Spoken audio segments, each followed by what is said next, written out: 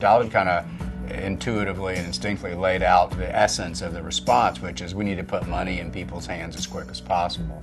So I was driving home one day after teaching, and I was listening to the radio, and I heard that Dolly Parton was contributing $1,000 a month to each family that was impacted by the wildfires. And I thought to myself, this is a really genuine approach to dealing with disaster recovery. I thought I'd be interested in studying this. So the purpose of this study was, one, to collect a retrospective baseline to understand what do people's lives look like during that time, and then to see how they had changed after the fire. And in that time, we saw most people thought that those cash transfers were most helpful for their recovery. Around 50% of individuals own their homes, and then around 50% rented either a house or a mobile home or an apartment. 6 months after the fires, what we saw is the majority of folks shifting to a rental situation.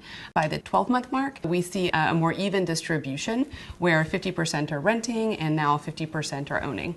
So currently, around 44% of American households don't have any savings set aside for emergencies. When we look at that in contrast to how the families are doing in Gatlinburg, we see around 50% of them do have savings, and of those that do have savings, 95% have over $1,000 in their savings account. Work hours were very stable across actually all 3 points of observation. So if we look at the day before the wildfires, if you will, people reported a median work hours of around 40 hours per week. 6 months out, it was also 40 hours, and then a year later, it was 40 hours.